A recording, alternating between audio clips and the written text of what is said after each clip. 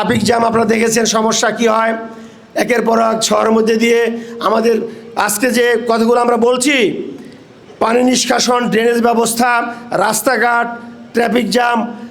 জামালপুরে যে গুরুস্থানে যান, কি সুন্দর ব্যবস্থা ছিল। আজকে গুরুস্থানে যান আপনাদের খারাপ লাগবে, ভাই ওটা তো আমাদের শেষ নিবাস, কি বলেন?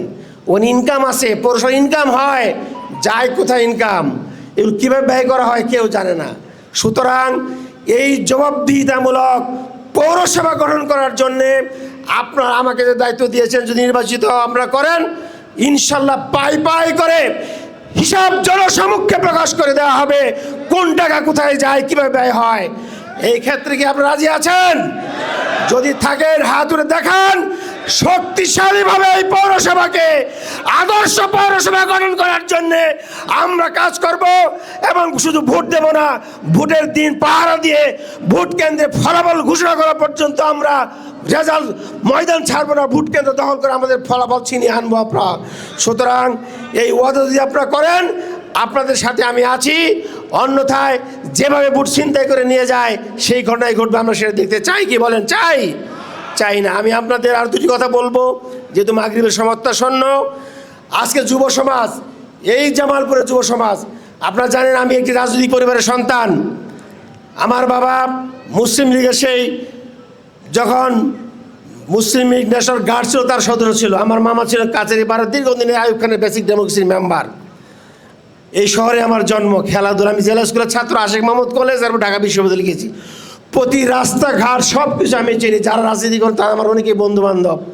সুতরাং আজকে যখন দেখি আমি যে খেলার মাঠে খেলা হয় না, মাদক নিয়ে যুবকরা আজকে ব্যস্ত। আপনাকে দেখেছেন এই সিংহজানি স্কুল মাঠ হচ্ছে আমার জীবনের যৌবনের অতি গুরুত্বপূর্ণ সময় আমি এখানে কাটিয়েছি। জেলা স্কুল থেকে স্কুলে এসে আমি খেলার মাঠে আসতাম। আজকে চারপাশ দিয়ে মাদক। এটা শুধু নয়, আজকে আমি গাড়ি নিয়ে বেরোয়েছি, কম্পুপুরে খেলা চলছে, সিংহজানি স্কুলে খেলা চললো, আর খেলা নাই। মাদক যুব সমাজকে নষ্ট করে কারা করে আপনি কি জানেন? এই মাদকের সাথে জড়িত হচ্ছে আপনারা যাদেরকে ভোট দিয়ে নির্বাচিত করেন, বিগত 17 বছর এমপি বানিয়েছিলেন, সেই প্রতি মনে আছে আপনাদের? এরা হচ্ছে মাদক সম্রাট, শুধু কক্সবাজার না, জামালপুরেও আছে, ঠিক কিনা? এর সাথে জড়িত পুলিশ প্রশাসন।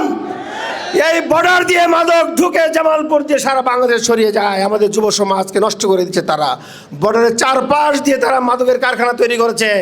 সুতরাং এই যুব সমাজকে বাঁচাতে হলে মাদক থেকে বাঁচাতে হবে। আজকে ছেলেমেয়েরা যখন দেখে যে মা বাবা ছেলেদের ঠিক করতে পারছে না, ইসলামী ছাত্র শিবিরের নেতাদেরকে ডেকে নিয়ে বলে আমার ছেলেটাকে বাঁচাও, আমার ছেলে তো নষ্ট হয়ে যাচ্ছে।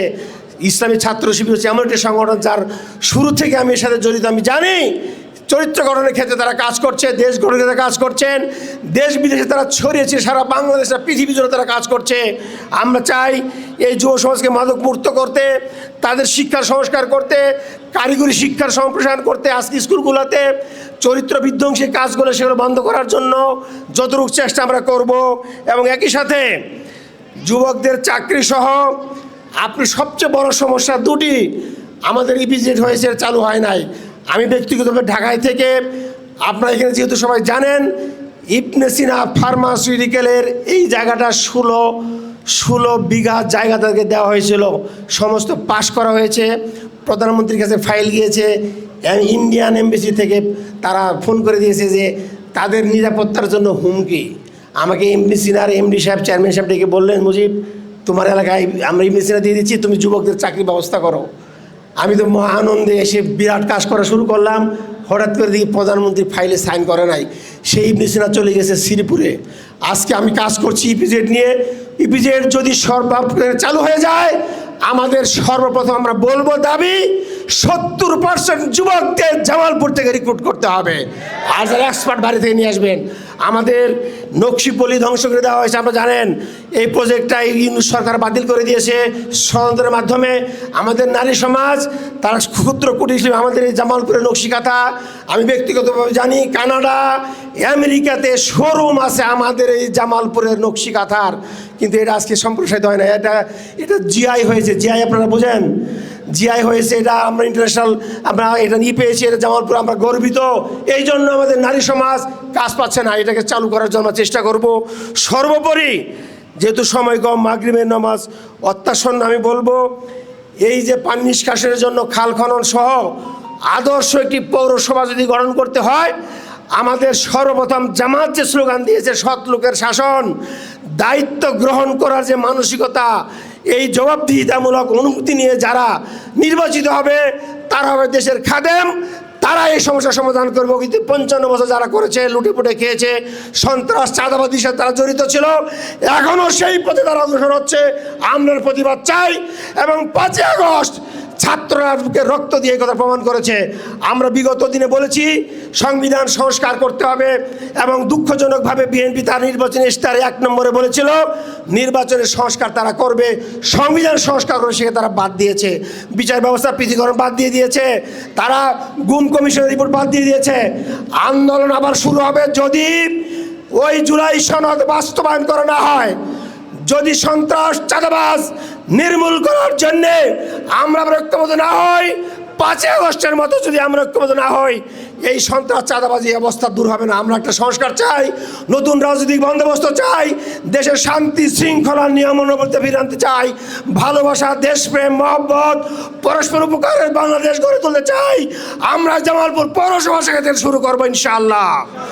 এই পৌরসভাকে 1 নম্বর পরিষদের বিগত সরকার, আপনারা জানেন বিএনপি সরকার সালাম তালুকদার ছিলেন, তখন জামালপুরকে 1 নম্বর পৌরসভা করেছেন। এর বাজেট বেশি, বরাদ্দ বেশি। এই 5টি আসন জামালপুরের সবচেয়ে গুরুত্বপূর্ণ।